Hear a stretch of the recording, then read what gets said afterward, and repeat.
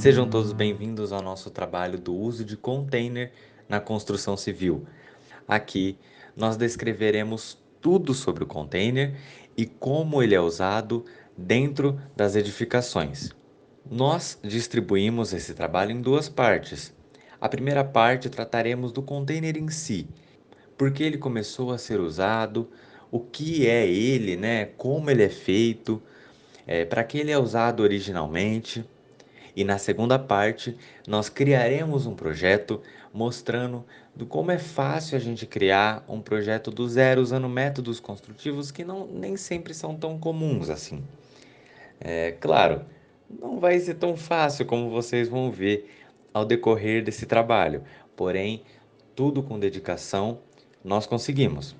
Eu espero que vocês apreciem este trabalho e gostem bastante, porque a gente trabalhou dias nesse projeto e esperamos que vocês gostem. É isso. Resumidamente, o container, que é usado normalmente para transporte marítimo, tem como sua composição aço, alumínio ou fibra. Esses têm de estar estruturados para resistir ao uso constante de mercadorias. No entanto, a sua vida útil tem como aproximadamente 8 anos. Porém, a vida real de um container pode chegar até os 100 anos de vida. É importante o pensamento de que esses materiais que compõem o container não degradam muito rapidamente, ou seja, ao usar esse método de construção, temos como melhor amiga a natureza. Essa longevidade de vida se dá ao fato do tipo de material usado também será destacado um de extrema recomendação para a construção civil, o aço cortem. No início da década de 1930, a companhia norte-americana United States Steel Corporation desenvolveu e estimulou o uso do aço de baixa liga, enriquecido com pequenas quantidades de elementos como o fósforo e o cobre, com o objetivo de reduzir a sua corrosão. Quando o aço fosse exposto ao ar e a diversos outros tipos de condições atmosféricas, apesar do fator resistência, a correção do aço pode ser até então pouco conhecido. Os benefícios associados ao uso do fósforo e do cobre se revelam influentes quanto ao combate da corrosão atmosférica sobre os elementos metálicos. O aço carbono necessita de tratamento com pintura, pois em condições normais oxida. Ele oxida, no caso enferruja. Já o aço cortem desafia essa concepção, pois oferece 4 a 8 vezes mais resistência à corrosão atmosférica do que o aço carbono comum. Embora o aço inicie o processo de oxidação do mesmo modo que o aço carbono, devido à ação dos elementos de liga, este desenvolve uma película de textura fina sobre sua superfície protetora contra o processo de oxidação. Essa película impede que a oxidação atinja o metal de base, aumentando a sua durabilidade. Agora, trataremos da produção do container, para a gente entender como ele surgiu e por que ele surgiu. O container, na construção civil, surgiu com o objetivo de diminuir o desperdício dos materiais. Eles causavam um péssimo impacto ambiental. O container, basicamente, ele é uma caixa retangular bem resistente para transportar as cargas. São as cargas marítimas, né? É composta de metais não biodegradáveis, como aço, alumínio, fibra. Então, ele, ao invés de ser jogado de lado, né, jogado fora, vira sucata. Após os 10 anos de sua vida útil como transportador, o container pode encontrar outra finalidade na sua construção civil, que é o que estamos tratando nesse vídeo. Ele pode ser usado como vedação vertical de residências, lojas, restaurantes. Eles podem reduzir os custos e propor rapidez na execução da obra. Vocês vão ver isso nesse trabalho, que ele é prático. Ele não é tão complicado, obviamente, como outros métodos construtivos. Essa tendência, ela é principalmente, ela é viável principalmente por sua sustentabilidade. Ela não degrada o meio ambiente. Como já foi dito antes, o container ele pode ser altamente prejudicial para o meio ambiente. E quando ele é reutilizado, isso não acontece. A gente precisa ressaltar que quando utilizarmos antes de utilizarmos, na verdade, o container para construção civil, é necessário um processo químico, ou seja, o container ele passa por um procedimento de descontaminação para assim ser usado como um método construtivo, para ele ser habitado. Agora falaremos da produção em si. Como já foi dito, o container tem por finalidade ser um produto de baixo custo de produção, versátil e também para não degradar o meio ambiente. Ele é usado principalmente para armazenar cargas marítimas, mas é por isso que estamos fazendo esse vídeo, para mostrar que não é só usado a sua função principal. Nós conseguimos também reutilizá-lo na construção civil. Ele pode ser usado, encomendado para medidas bem específicas para as edificações que você quer fazer. Ele tem alta qualidade, ele é fabricado sempre com uma matéria-prima de boa procedência, afinal ele precisa dessa matéria-prima de boa procedência para sua função principal, que é transportar cargas marítimas. Ele é muito prático, vocês vão ver que a futuro, adiante desse trabalho, ele pode ser prático no seu método construtivo. Ele é adquirido com facilidade com as empresas especializadas que têm como interesse principal o uso de container na construção civil. Ele é entregue em pouco tempo com a opção de locação ou compra. Ele tem inúmeras possibilidades. Ele pode ser fabricado para finalidades variadas. Como já foi dito, ele pode ser fabricado até mesmo sob medida.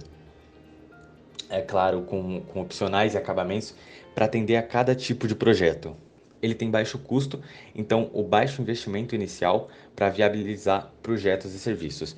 Então, como vai ser tratado aqui mais adiante na parte de orçamento e quantificação desse trabalho, vocês vão ver que quando tem um investimento inicial, ele é muito baixo, né?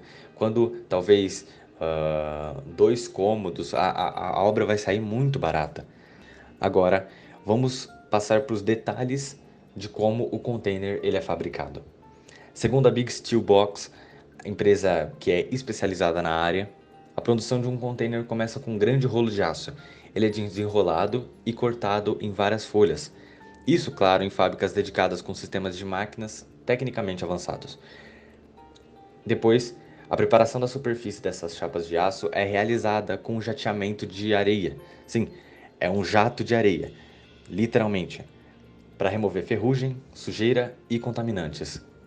Depois, as folhas são então onduladas, corrugadas, para ficar naquela maneira que quando nós imaginamos o que é um container, vem na nossa mente aquela imagem das paredes do container todas onduladas, né? Isso melhora a resistência geral do container.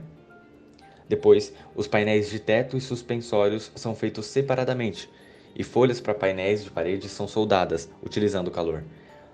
Tubos quadrados são soldados também utilizando calor no topo das paredes. Feito isso, os painéis de piso são montados para formar uma estrutura de piso. A montagem da porta e o poste do canto também são preparados separadamente. O conjunto da porta é então instalado na estrutura do piso, seguido pela instalação de painéis de parede. Os postes de canto, os painéis de parede e a montagem da porta são finalmente soldados. Depois, o painel do teto também é montado e sondado.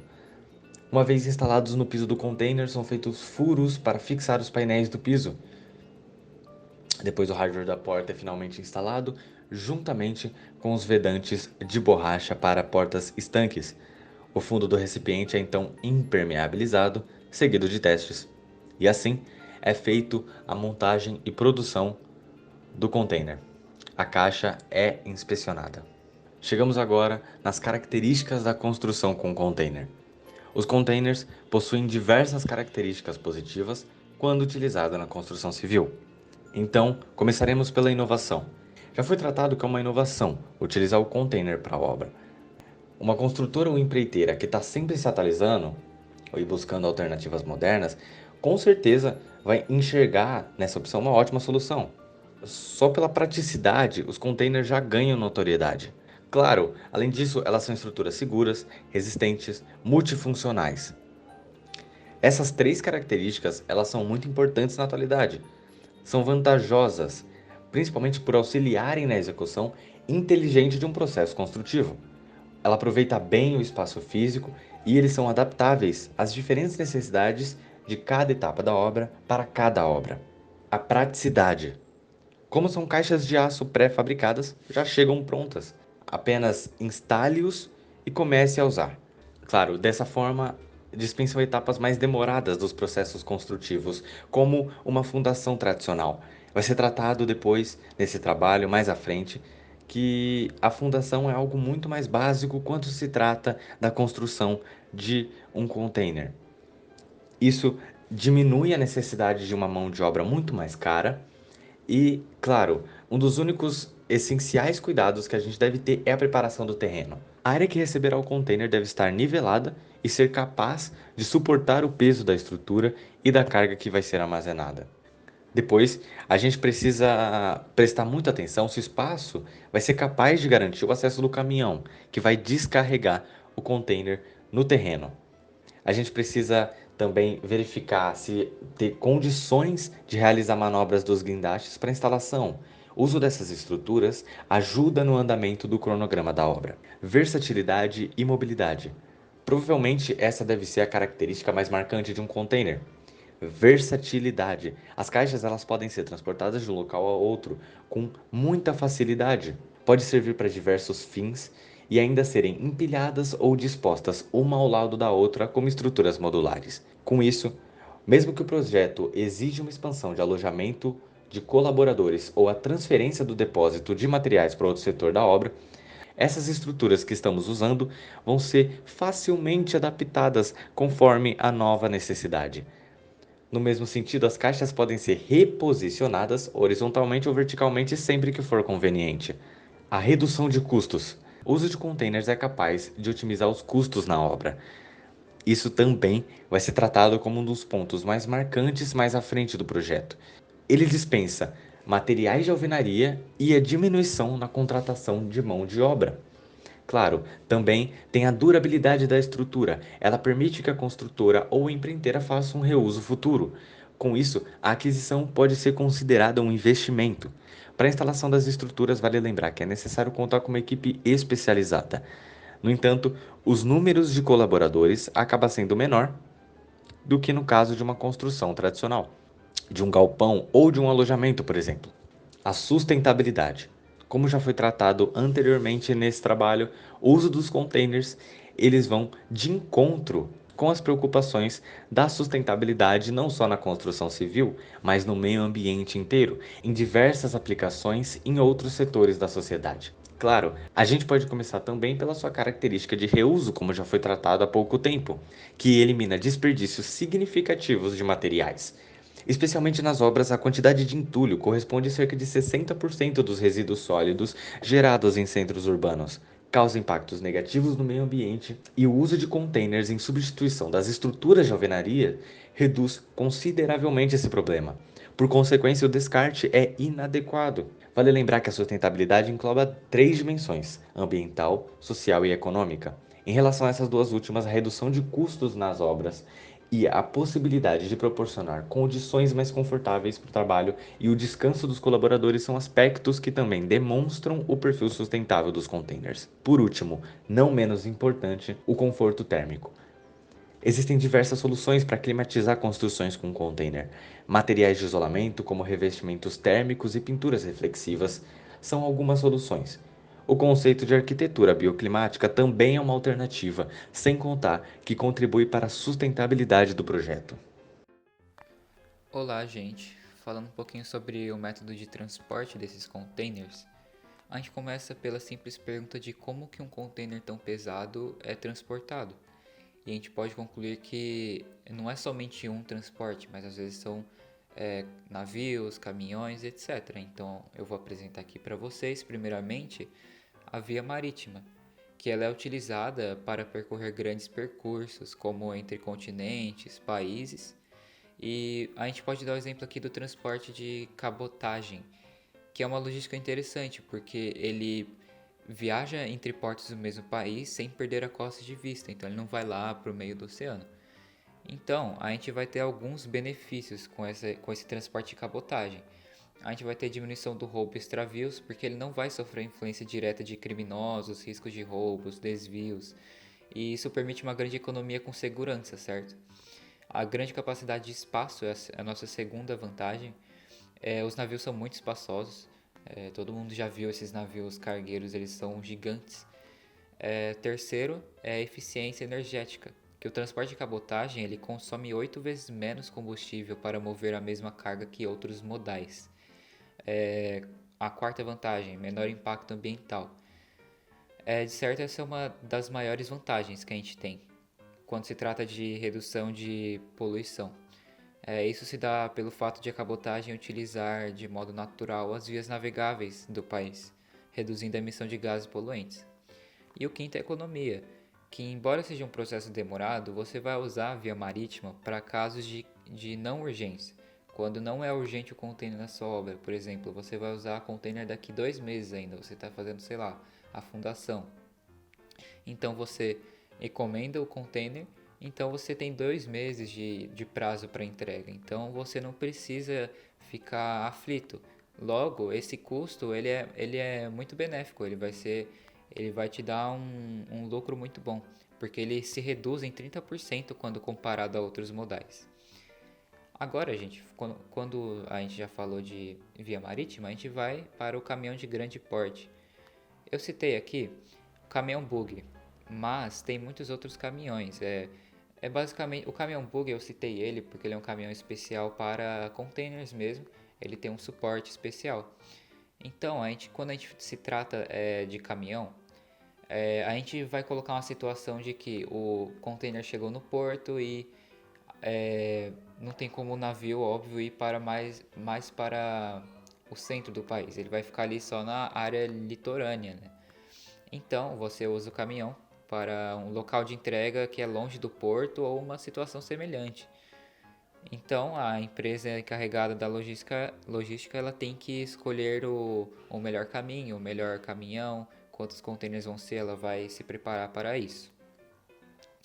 Agora, gente, chegamos na estimativa de preço do transporte. No geral, um container é avaliado pelo tamanho, pelo tipo dele, pelo estado, se ele foi usado antes ou não, pelo transporte, origem e destino e na carga e descarga.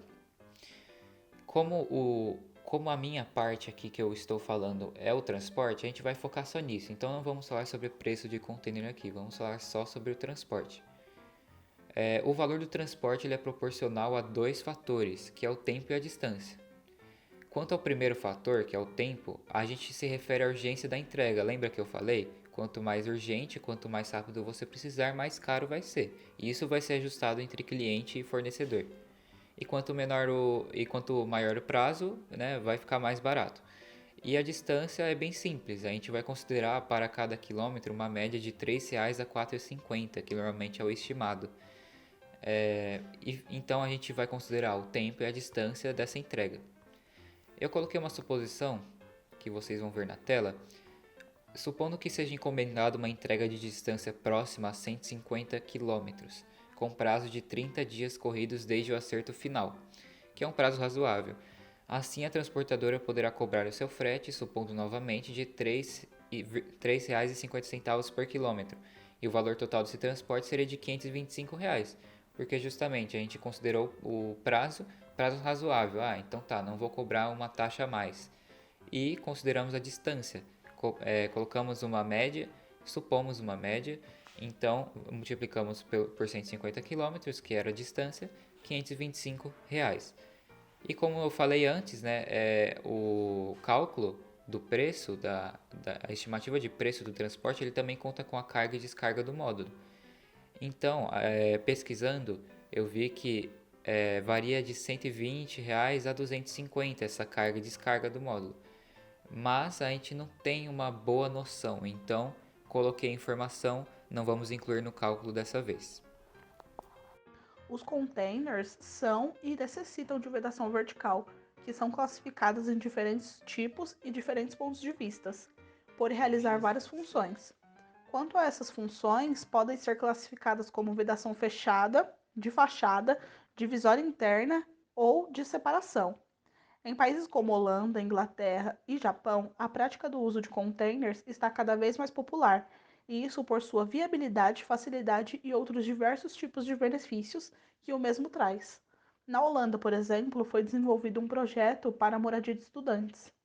Para um exemplo que se aplica melhor à nossa realidade, temos um projeto que foi desenvolvido e realizado aqui no Brasil, que usando containers foram desenvolvidos 2 prédios com 28 apartamentos cada.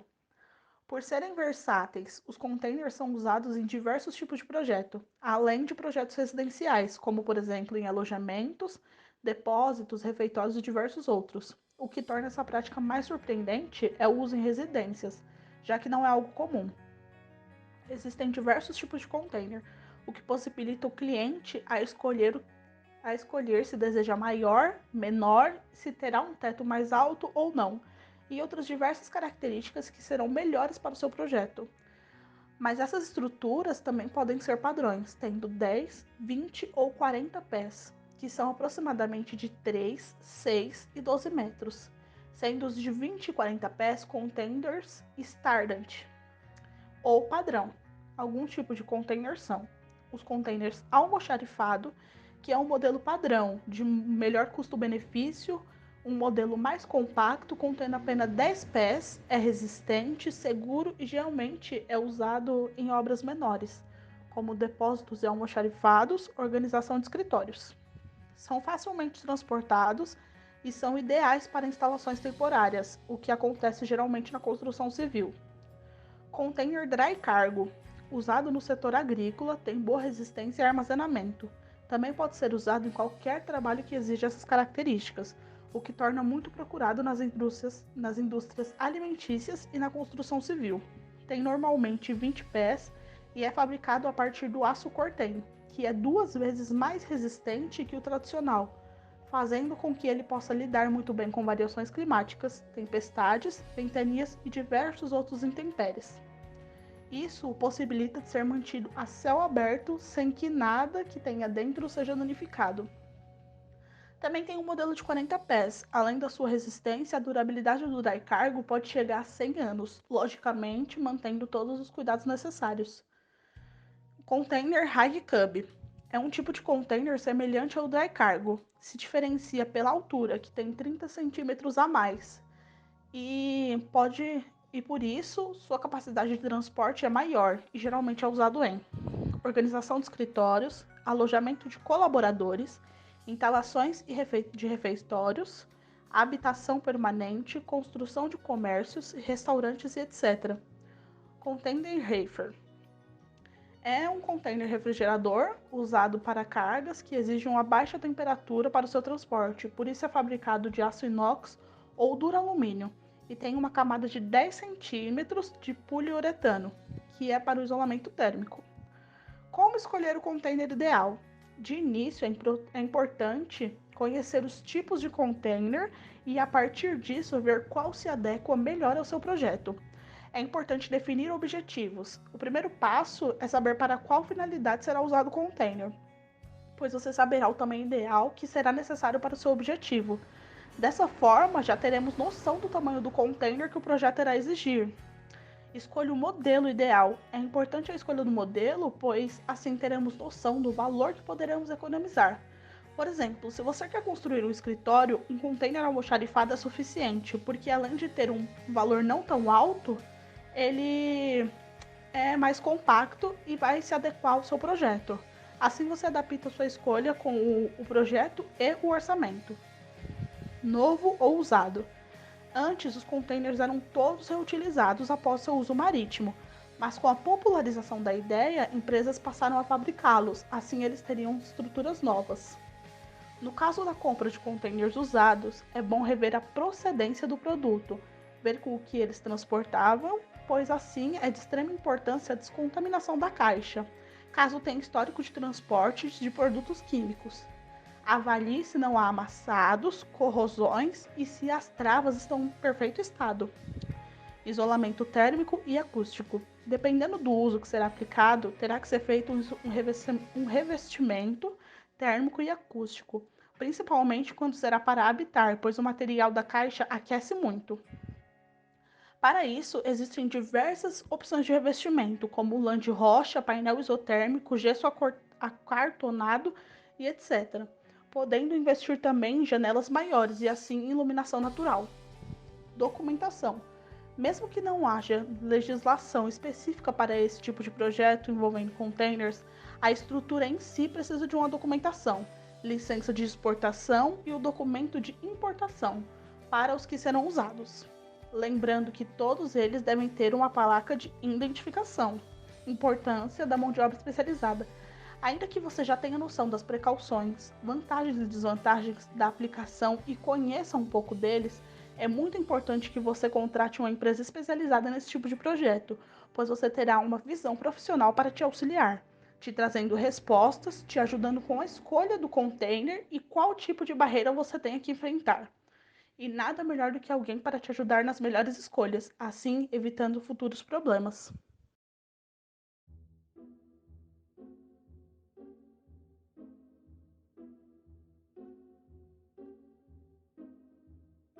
Bom, agora que a gente aprendeu bastante sobre o container, suas características gerais, etc., a gente vai iniciar uma etapa que vai decorrer o resto do trabalho inteiro, que é uma etapa referente à simulação da elaboração de uma edificação mesmo usando container. Nossa edificação ela vai ter 2 pavimentos de container. A gente vai usar um terreno de 180 metros quadrados para isso. Então, sabendo disso, a gente vai começar a iniciar a nossa simulação da execução do planejamento de uma obra usando container. A gente vai começar pelo planejamento mesmo. Vai começar pelo planejamento, eu vou apresentar aqui o terreno para vocês, os dados dele e os dados da planta baixa. Então, vamos começar. Então, o nosso tipo de zona, o zoneamento do nosso terreno, eu considero esse Z-Core aí. Especificamente o Z-Core 2, como vocês estão vendo na tela. Então, nosso coeficiente de aproveitamento mínimo, ou seja, o mínimo que a gente pode construir relativo à área do nosso terreno, que é 130 metros quadrados, é 0,05. Então, basicamente, eu tenho que construir minimamente 5% desses 180 metros quadrados. O básico que eu posso construir é uma vez a área do nosso terreno, ou seja, eu posso construir até 180 metros quadrados. E o máximo também é uma vez. Então, eu realmente só posso construir até 180 metros quadrados. Então a gente tem que ficar atento que a área do nosso terreno é 180 metros quadrados e a gente vai usar 2 pavimentos. Então a soma desses 2 pavimentos não pode ultrapassar 180 metros quadrados. No caso da taxa de ocupação, para lote de até 500 metros quadrados e superior a 500 metros quadrados, a taxa de ocupação ainda é 0,5, ou seja, 50%. E para quem não lembra, a taxa de ocupação basicamente é a sombra que a nossa edificação, a nossa área construída, é a sombra que ela projeta na área do terreno. Ou seja, a sombra da minha edificação ela tem que ser 50%, ela tem que ser metade da sombra do meu terreno total. Então, se eu tenho 180 metros quadrados de sombra do terreno, a sombra da minha edificação tem que ter 90 metros quadrados, que é metade de 180, exatamente, não pode ultrapassar isso. O meu gabarito de altura máxima, o máximo que eu posso construir para o alto, é 10 metros quadrados.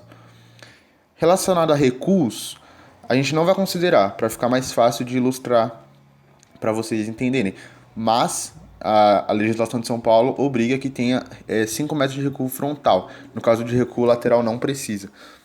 No caso da qualificação ambiental, para a gente definir nossa área permeável que tem que ter no nosso terreno, né? A maioria com menos de 500 metros quadrados é 0,15 ou 0,20, como vocês estão vendo aí. Então eu vou pegar esse PA1 mesmo e considerar 0,15, ou seja, 15% do nosso terreno tem que ser área permeável. Ok, sabemos de todos os dados do terreno, agora vamos ilustrar em planta baixa finalmente. Então aí está, como vocês estão vendo, tanto as cotas de nível quanto a área ilustradinho para vocês. Então vai ficar assim, a gente vai usar 3 containers, os containers são de 2,5 de largura e 12 de comprimento, e ele vai ficar de ladinho assim, como vocês estão vendo. Então vai ficar 3 embaixo, como vocês estão vendo ilustradinho aí, e 3 em cima, ok? Então vamos apresentar aqui mais detalhadamente. Vamos tentar fazer rapidamente para não perder tanto tempo com isso. Então aqui na rua a nossa cota é 0 e aqui na costa a nossa cota é 0,15. A entrada da casa é por essa entrada de alto e pedestre, como vocês estão vendo. E a partir do momento que a gente entra, como a gente não colocou o recuo frontal de 5 metros, a edificação já está bem próxima da entrada. Então você pode entrar ou pela garagem ou pelo hall de entrada aqui nessa porta. Lembrando que todos os valores das esquadrias estão aí. E se a gente não conseguir explanar bem aqui os dados da planta, ela vai estar na descrição desse vídeo. Todo o material usado, todas as fontes de pesquisa e todos esses materiais originais criados por nós aqui, vai estar nas fontes aí na descrição para vocês darem uma olhada.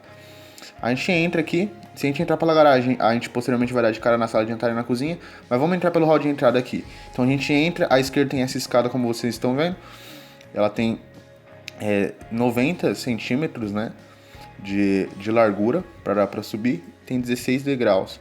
Falando rapidinho dos dados dessa escada, ela tem uma altura de 2,90, porque ela respeita a altura do pavimento, né, do primeiro pavimento, que no caso é o pavimento do container, que é 2,90, sim, de fato.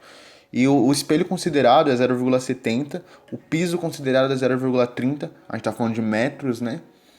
Então a gente usou a fórmula de Bondel e achou certinho esses valores, a escala tá calculadinha, bonitinha. No final dá 17, número de espelho, 16, número de pisos e 16 degraus. Então depois a gente sobe nela e vê o que tem lá em cima. Vamos continuar aqui na sala de estar. À esquerda tem esse banheiro, como a gente tá vendo. Em cima tem uma sala de jantar, uma cozinha ali e uma despensa também à direita. Os dados das esquadrias não vou citar, senão vai demorar muito, mas tá na descrição do vídeo, como já foi dito. Aqui à esquerda nós temos a área de serviço também. Agora vamos subir nessa escada e vendo onde dá. Ela dá basicamente numa sala de estudos. Não precisa ser necessariamente uma sala de estudos, é mais uma salinha mesmo, que dá pra colocar alguma coisa. Mas daqui a pouco a gente vai ver a planta com móveis e realmente dá pra fazer uma sala de estudo sim. Eu botar um computador aqui, enfim. À esquerda a gente tem um banheiro aqui à esquerda. E subindo, posterior a essa sala de estudos, tem um dormitório e depois tem uma varanda, que é uma varanda compartilhada ali com a suíte. Então, através dessa varanda, vamos entrar na varanda e entrar na suíte aqui. A partir do momento que entra na suíte à esquerda ou à direita na planta, né, tem um banheiro. E aqui a suíte também é bem grandona. Ou seja, dá pra fazer uma casa muito confortável, muito grande, assim, usando 3 containers. Obviamente vai sair mais caro, como a gente vai ver posteriormente no trabalho. Mas é só para comprovar mesmo que dá para fazer uma casa grande e confortável. Então agora a gente vai ver a planta com mobília, tudo mobiliadinho certinho. E ó, ela fica bem bonita aí, o hall de entrada, sala de estar, sala de jantar, o banheiro à esquerda, área de serviço ali e a cozinha. A garagem cabe 2 carros, como a gente tá vendo. E a partir do momento que a gente sobe na escada, a gente pode ver que fica bem legal. Ali uma sala de estudo com computador, um sofazinho, aqui tem a suíte, tudo bonitinho. Varanda dá pra encher de cadeira ali, porque é uma varanda bem grande. À esquerda aqui tem um banheirão grande com uma banheira legal. E aqui acima o último dormitório, que também tá com computadorzinho em cima. Lembrando que é só para dar uma ideia de como vai ficar, só para facilitar a compreensão. E coisa que faltou citar, é 90 metros quadrados embaixo e 90 metros quadrados em cima o total, viu? Então a taxa de ocupação foi respeitada, a sombra precisa ser metade da sombra do terreno, a sombra da nossa edificação. Então, de fato, a sombra total é 90 metros quadrados. E a área construída total, aí sim é 180 metros quadrados, também respeitando o coeficiente de aproveitamento do nosso terreno. E a última coisa a se atentar que foi um detalhe muito legal, é que a gente respeitou as normas para alocar janelas. Então não pode ser locada para o norte por conta que não vai ter iluminação solar e vai ter muito vento. Então a gente também respeitou isso. Toda a instalação elétrica do container é fornecida pronta, com disjuntores de proteção, tomadas com aterramento e iluminação fluorescente. Basta ligar o container diretamente à rede elétrica e ele já estará pronto para uso.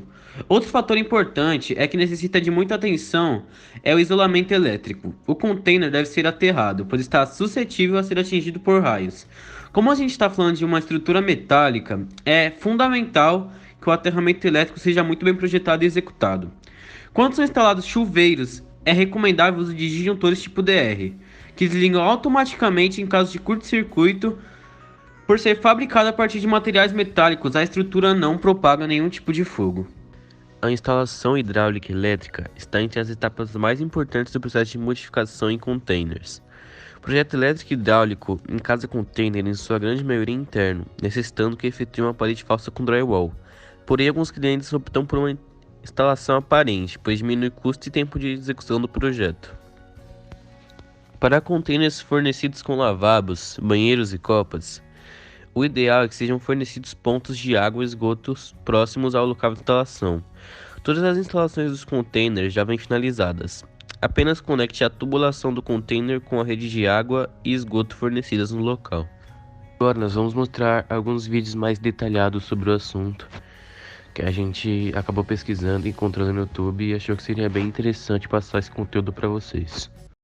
Então, agora vamos falar de quantificação de materiais, porque aí sim, sabendo da quantificação, a gente depois, posteriormente, pode calcular os preços, certo? Então, vamos lembrar que a área do nosso terreno é 180 metros quadrados, primeiramente, e começar quantificando os serviços preliminares. Aqui, no caso da quantificação, é só a gente se atentar que é necessário fazer a limpeza do terreno e a terraplenagem, né, desses 180 metros quadrados.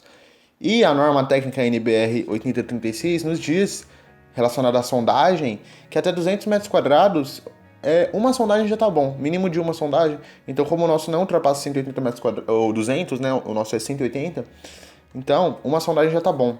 Sabendo disso, posteriormente a gente vai calcular os valores, né, os valores que eu digo em dinheiro, no orçamento. Mas foi bom quantificar aqui, relacionado a, lembrando normas, enfim. Agora vamos falar de infra e superestrutura, no caso de concretagem, né, calcular a concretagem.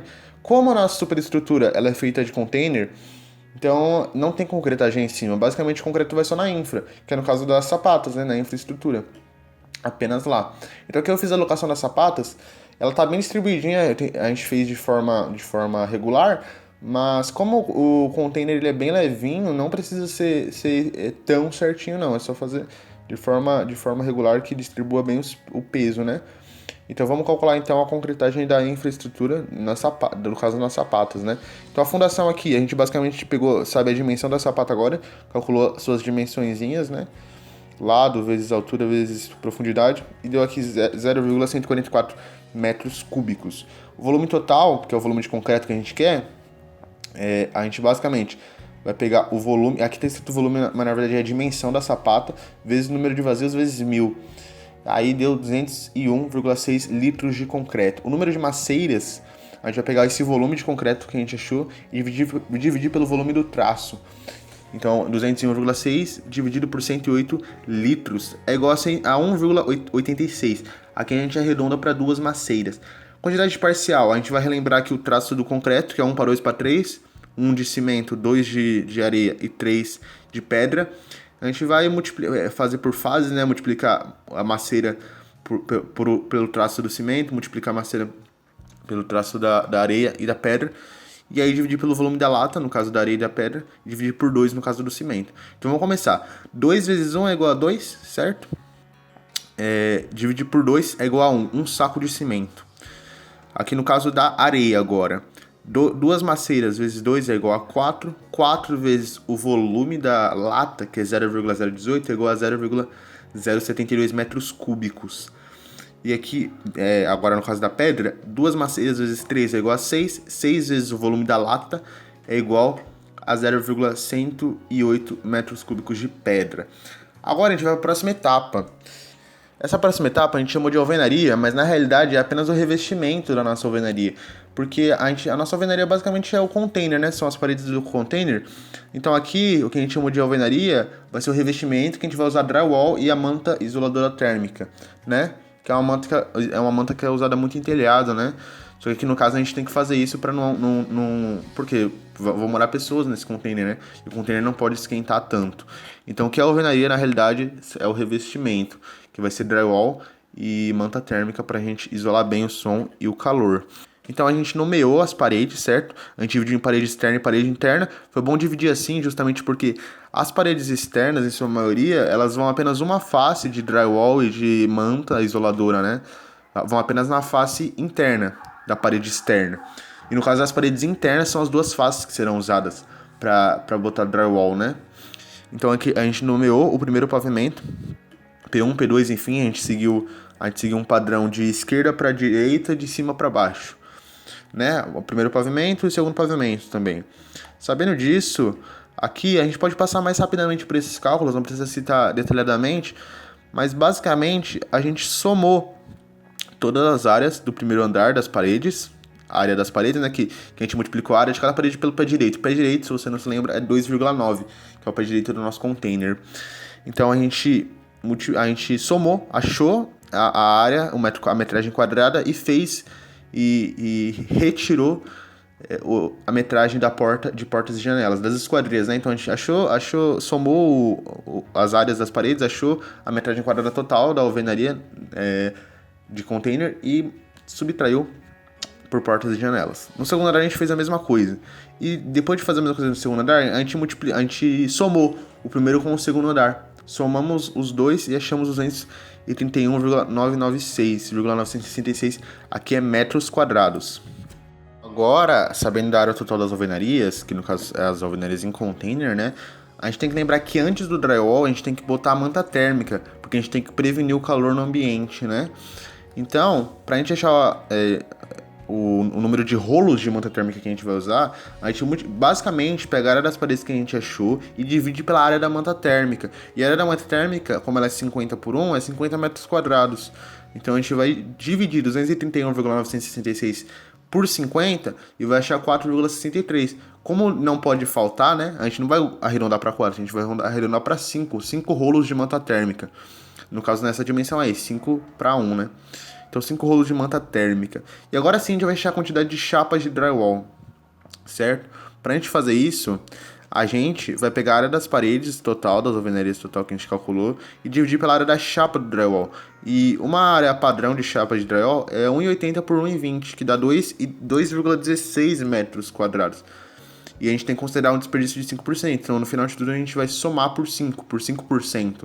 5%, né? Então, seria os 5% desse valor que a gente vai achar. Vou explicar melhor. A gente vai pegar a área da parede, 231,966, dividir pela área do drywall por 216, vai ficar 107,391. Desse 107, a gente vai vai somar somar 5%. 5% desse 107. No caso, vai ficar 112,76 chapas de drywall, né? Porque esse 5% seria um valor de desperdício, né? Como é melhor sobrar do que faltar, então a gente calcula o desperdício. Então a gente vai arredondar para 113 chapas de drywall. O drywall, ele precisa de várias peças, né, para ser colocado, para ser feito como parede. Ele precisa de guias e de montantes. Então agora vamos calcular as guias para drywall. Você que não sabe o que é guia, vai estar aparecendo aí na tela a foto de uma guia. Mas basicamente ele é um suporte para o drywall mesmo.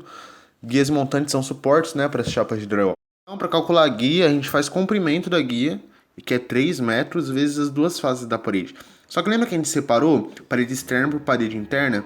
Porque a parede externa não vai as duas guias, porque o revestimento de fora vai ser o próprio container, né? No caso, só o revestimento de dentro que vai ser o drywall, que vai precisar ir a guia.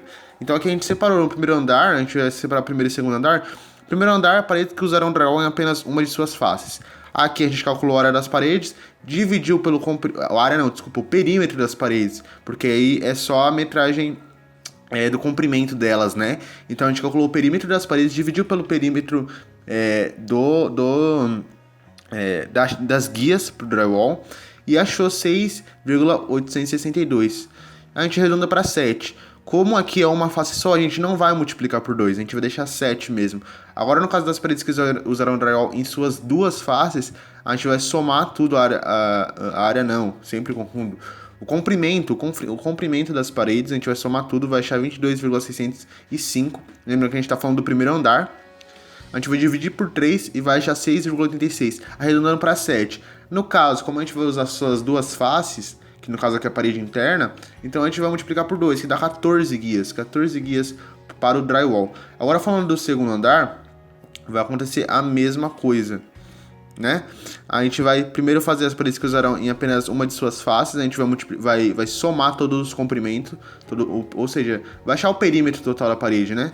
Vai achar o perímetro total, dividir por 3, que é o comprimento da guia, vai dar 10,14 e arredonda para 11. Agora, as paredes que usarão em suas duas faces, a gente vai somar todos os comprimentos, achar o comprimento total, né, de todas as paredes que usarão em duas faces, dividir pelo comprimento da guia e achar 7,81, arredondar para 8, vai dar 8 guias. Como é duas faces, vezes 2, vai dar 16 guias. Total de guias, 58. Agora a gente vai calcular o montante para drywall, que como eu falei, também serve de suporte para colocar um drywall, né? O montante ele é muito simples de calcular, porque a cada 60 centímetros de comprimento da parede vai o montante.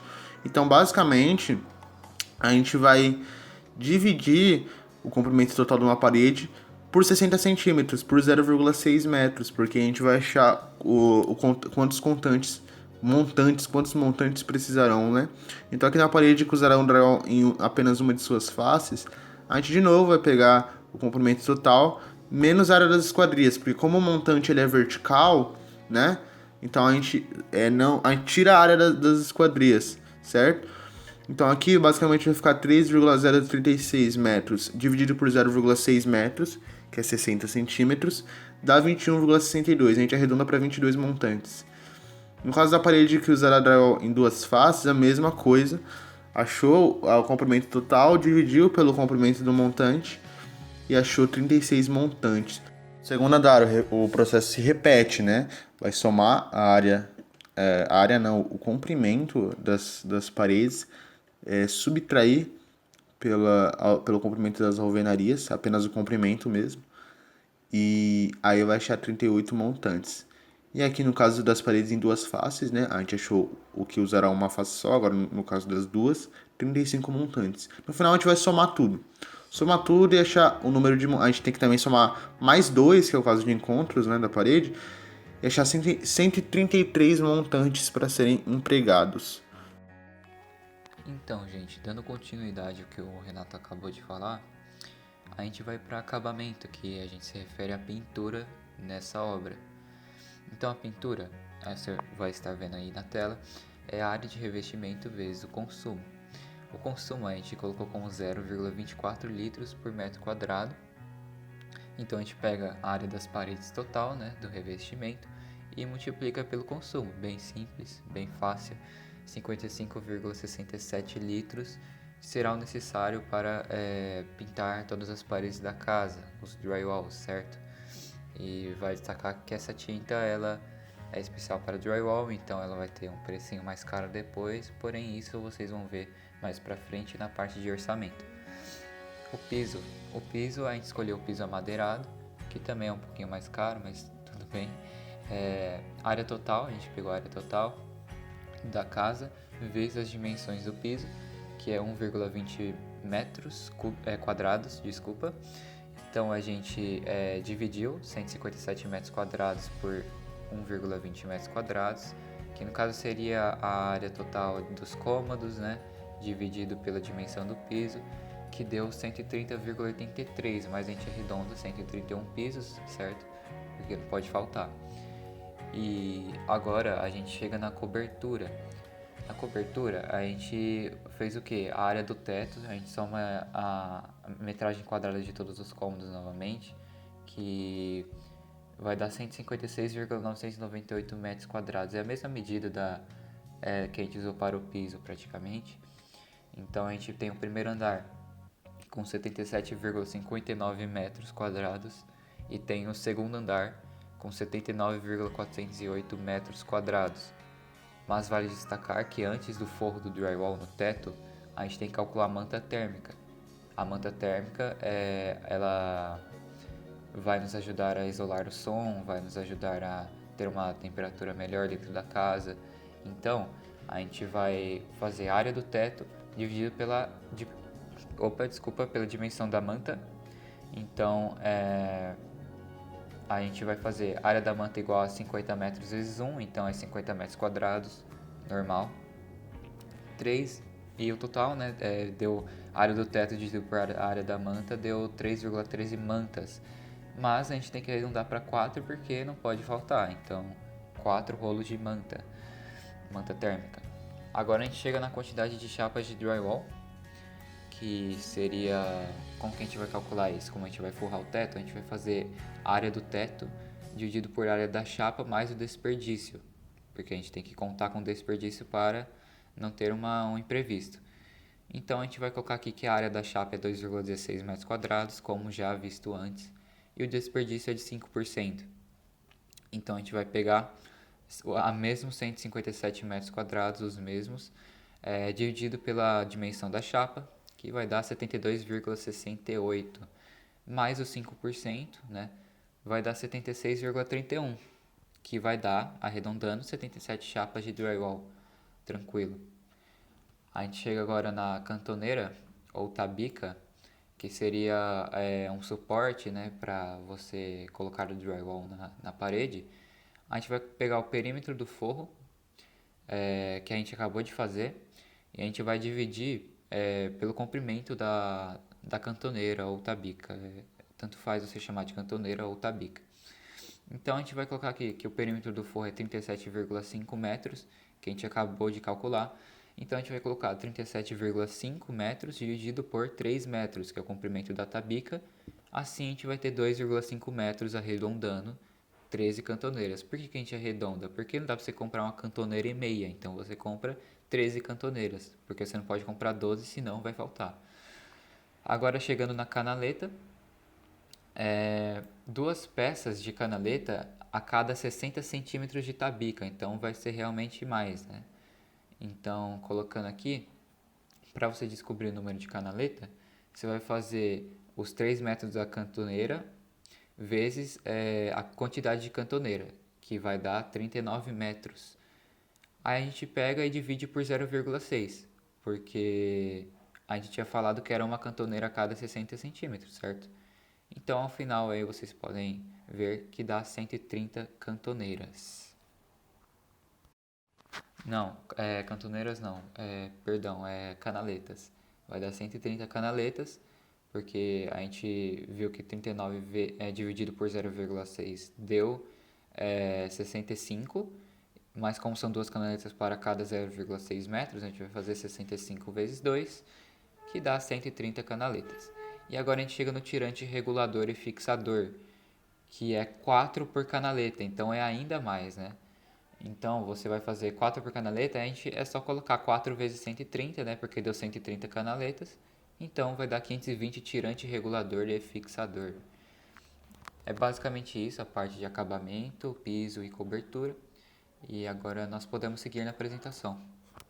Bom, agora que a gente quantificou, que a gente sabe todos os materiais a serem empregados nessa obra, a gente vai fazer a parte do orçamento, que é uma parte muito importante, para a gente ter noção de quanto que vai dar o valor dessa obra, né? Então, primeiro a gente vai começar aqui nessa planilha de orçamento, a gente vai citar a obra, que ela é uma construção de uma edificação em São Paulo, bem básica. O tipo de obra é uma residência unifamiliar, com os containers, né? O endereço, aqui é um endereço fictício, Rua Santo Augusto, número 52, mas é em Itaquera. Esse Itaquera ele é muito útil, porque depois a gente vai pegar ali a metragem do terreno, o preço da metragem da região, né, não do terreno. O BDI é 30%, esse BDI ele está incluso transporte de material, despesa, taxas, impostos, canteiro de obras, energia, água, etc. E a unidade monetária é em real, a unidade monetária, a gente vai considerar o real. A área do terreno é 180 metros quadrados, a área construída também é 130 metros quadrados, lembrando lá na parte dos dados do terreno, que o máximo realmente é 180, que é da 90 por pavimento, né? 90 primeiro andar, 90 segundo andar.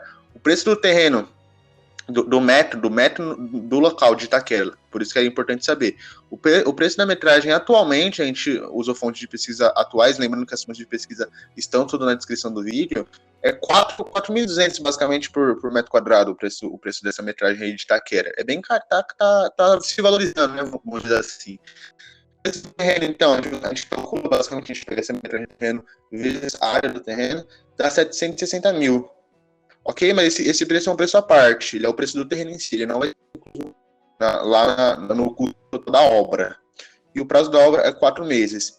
Bom, agora falando sobre as etapas, o Tiagão vai falar pra gente melhor aqui, né? Pode começar aí, Tiagão. Então, gente, boa tarde, primeiramente, e a gente vai começar pelos serviços preliminares, que a gente especificou tipo de produto por serviço, a gente colocou mão de obra de começo, descrição, terraplenagem, limpeza de terreno e sondagem. É importante que quando a gente se trata da coluna do preço unitário, que vocês estão vendo na tela, a gente coloca de terraplenagem R$5.000 por 1.000 metros quadrados, limpeza de terreno R$2,60 por metro quadrado e sondagem 125 por metro quadrado.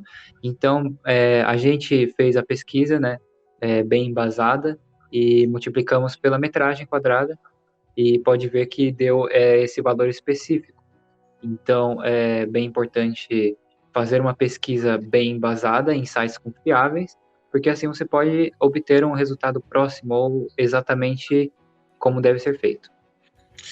Gente, lembrando, enquanto o Thiago fala, eu vou comentando para ajudar melhor no entendimento, compreensão. Lembrando que aí na descrição vai estar essa planilha, porque justamente tem uma segunda planilha de rascunho, que vai mostrar a conta que a gente fez para achar cada valorzinho, cada linha horizontal cada coluna horizontal vai mostrar aí nessa planilha. Mas é isso que o Thiago falou, aqui na terraplanagem a gente usou a regra de 3, se 5 mil reais é igual a 1.000 metros quadrados, quantos reais será necessário para 180 metros quadrados? Limpeza do terreno, só multiplicar pela metragem quadrada, porque é 2,60 por metro, então multiplica 2,60 pelo metro que a gente tem, e sondagem 125 por metro multiplica também. É isso, o Thiagão vai falando, eu vou comentando que eu acho que fica melhor. Pode continuar aí, Thiagão. Bom, indo para a parte de infra e superestrutura, como a gente está falando de uma obra de container, a gente não vai falar sobre pilares e vigas, porque isso já faz parte do container, ele é uma vedação vertical. Então, a gente vai falar precisamente da concretagem da parte de fundação, que a gente vai usar, a gente colocou a descrição, um saco de cimento de 50 quilos, esses são, né, o que iremos precisar, 0,072 metros cúbicos de areia e 0,108 metros cúbicos de pedra. Tá vendo ali no preço unitário, assim como acima, R$ 30,99 por unidade no saco de cimento de 50 quilos, R$ 96,00 por metro cúbico da areia e, no caso da pedra, R$ 86,00 por metro cúbico. Multiplicando esses valores pelas suas metragens cúbicas, então, no caso da areia e da pedra, deu o valor de R$ 6,90 e R$ 9,30, e no saco de cimento, como é uma unidade, R$ 30,99 vezes 1, R$ 30,99. E no caso da mão de obra, logo abaixo, no tipo de produto e serviço, né, nessa coluna, se encontra ali, a gente fala sobre a concretagem. Então, como se trata de mão de obra, não vamos mais falar de materiais, vamos falar sim de empregar pessoas para fazer. Então, R$ 180,00 ao dia, pesquisa bem simples, R$ 180,00 por, se não me engano, foram quantos dias, Renato, que a gente fez? Foram 4 meses. Exatamente, então R$ 2.520. Na verdade, não foi os 4 meses para fazer a concretagem, peço perdão.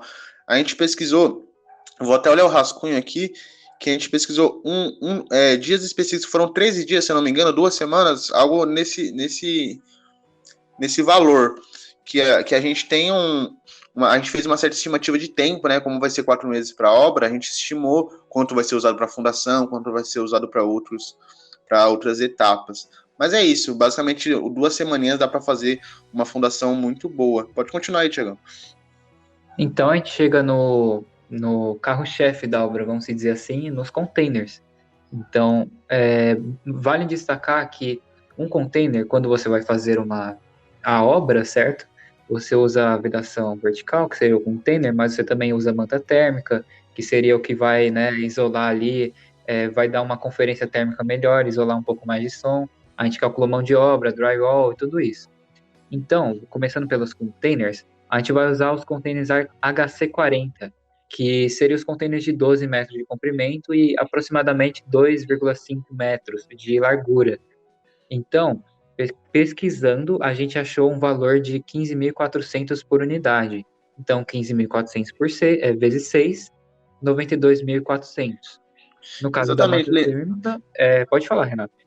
Então, lembrando que está passando aí na tela a planta, para vocês se lembrarem, é 3 embaixo e 3 em cima.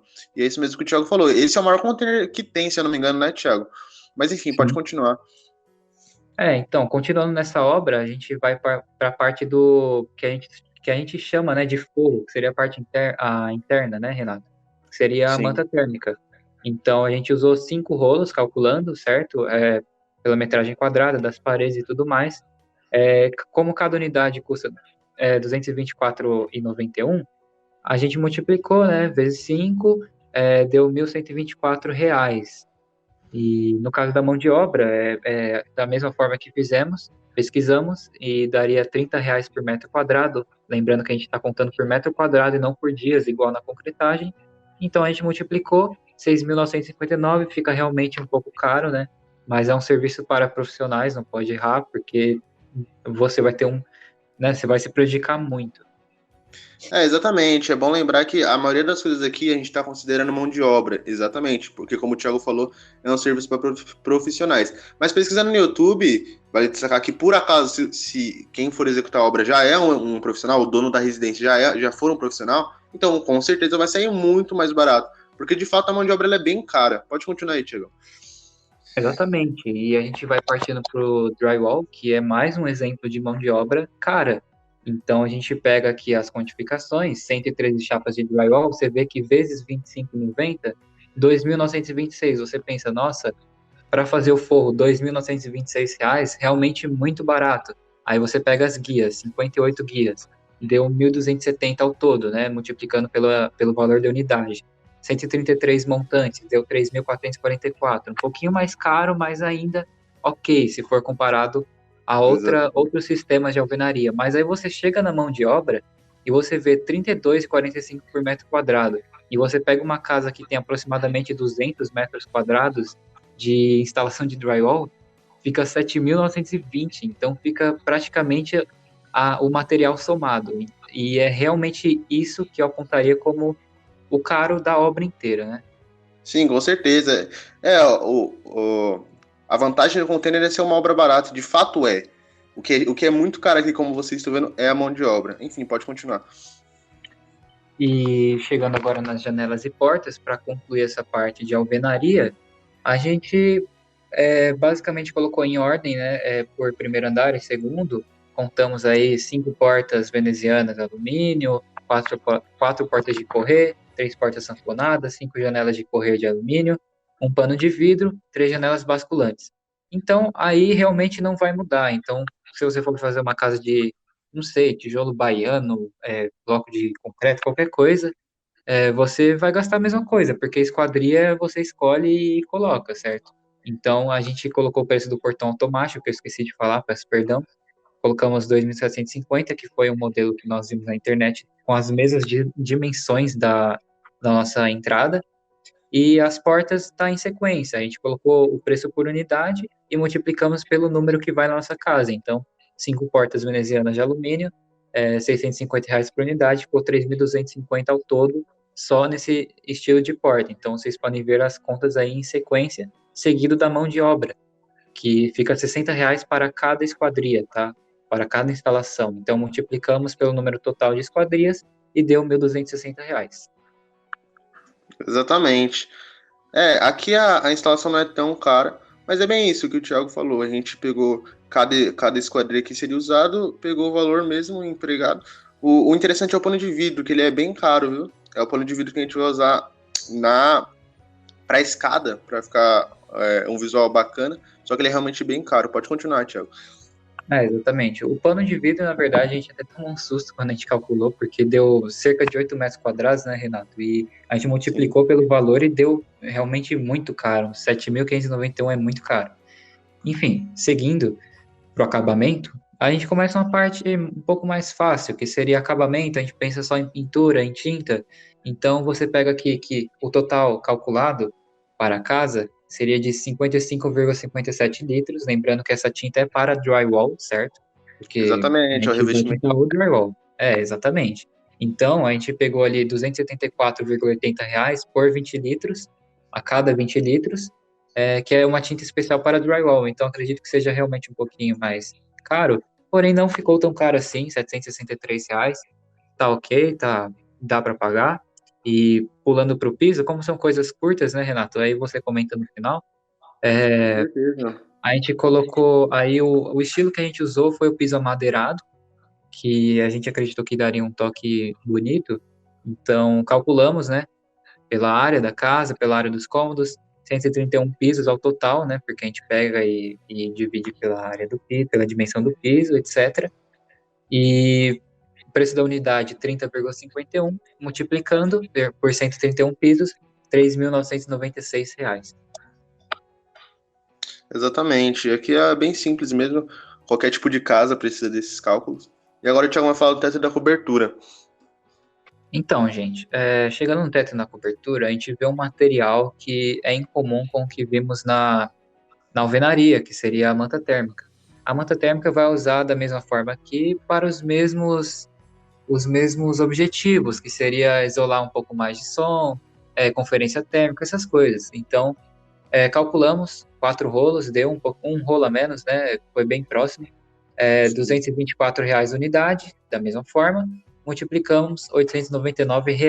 E a mão de obra, que é o que fica caro, Nossa, muito Mão complicado. de obra da manta térmica é R$ 30 por metro quadrado. Então, você pega aqui, tinha aproximadamente 200 metros quadrados, R$ 4.709. E quer comentar alguma coisa, Renato? Não, só você já destacou bem, a mão de obra realmente ela é o mais caro assim em disparado. Pode continuar.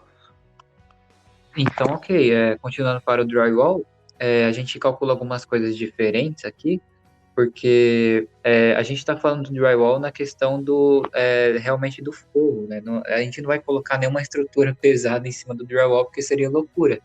Então, a gente é importante destacar isso.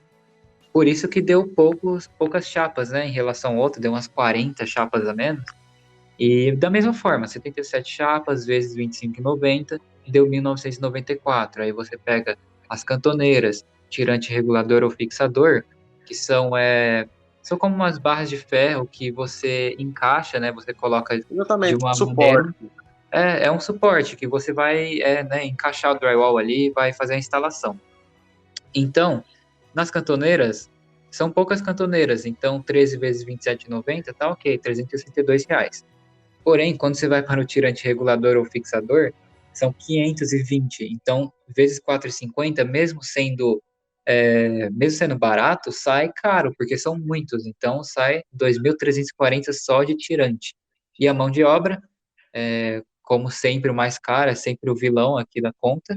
Então, ficou 5.094, porque multiplicamos 32,45, né? Pela quantidade de chapas e tudo mais, e é isso. Exatamente, exatamente. Agora a gente vai falar mais da cobertura em si, a parte externa. Exatamente. Então, a gente chega na telha metálica sanduíche que a gente escolheu. A gente poderia ter colocado muitas outras telhas, porque temos muitas opções no mercado.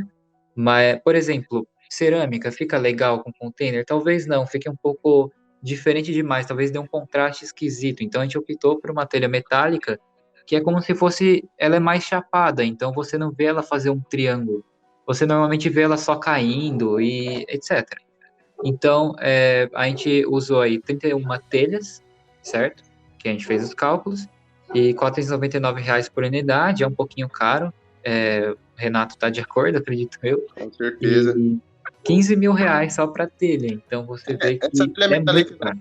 exatamente, ela é cara, mas ela, assim, vale a pena, porque por ser sanduíche, ela isola bastante o som da chuva, ela protege bastante do sol. Então, a maioria das casas de container que a gente exatamente de telha. Exatamente. Então, você vê aí a mão de obra, você vê que eu acho que é o primeiro caso que a gente tem aqui na conta que a mão de obra deu menos que o material, né? Porque o Exatamente. material deu 15 mil, é um material realmente muito bom, é de primeira linha, então realmente vai ficar caro. E a mão de obra deu mais barato. E é basicamente isso.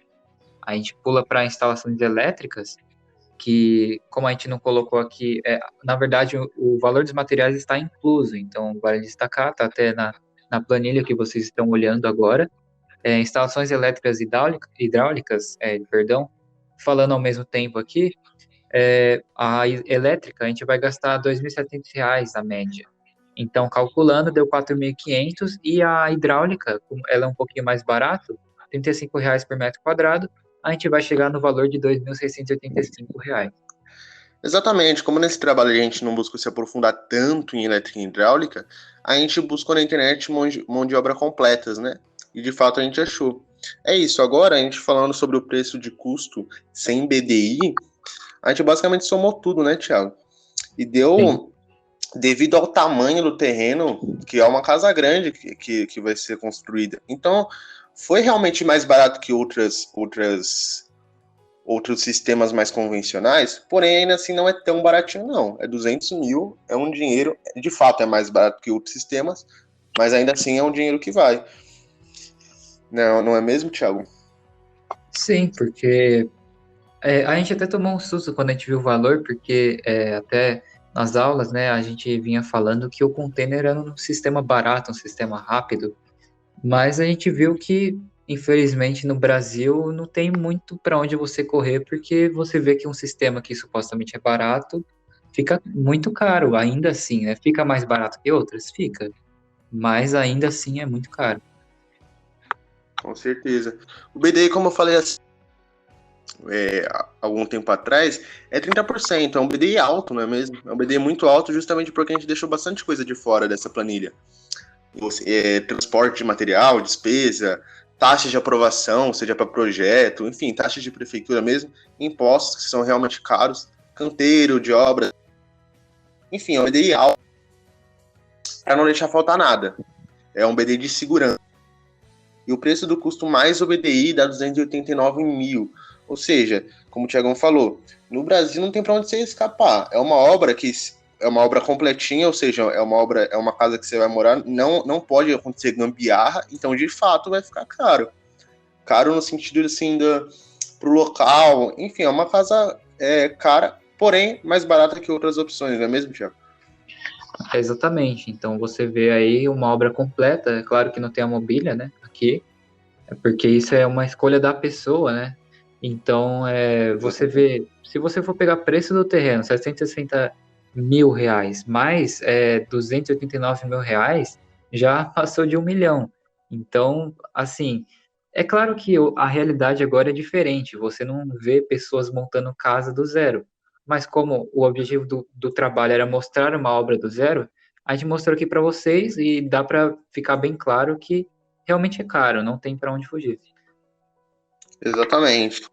É, mas ainda assim é uma das opções mais baratas que tem no mercado e fica muito bonito, né? Como a gente viu na planta, como o Luísa mostrou pra gente aí, é, uma espécie de tamanho real que a gente fez, entre aspas, assim, fica bem bonito. Mas então é isso, eu vou deixar o Thiago se despedir de vocês, lembrando que todos esses materiais vão estar na descrição, justamente para ajudar na compreensão geral.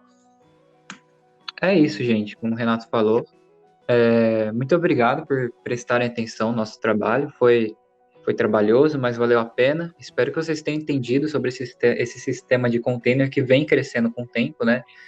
E é isso, gente. Muito obrigado pela atenção. Espero que tenham compreendido. Muito obrigado.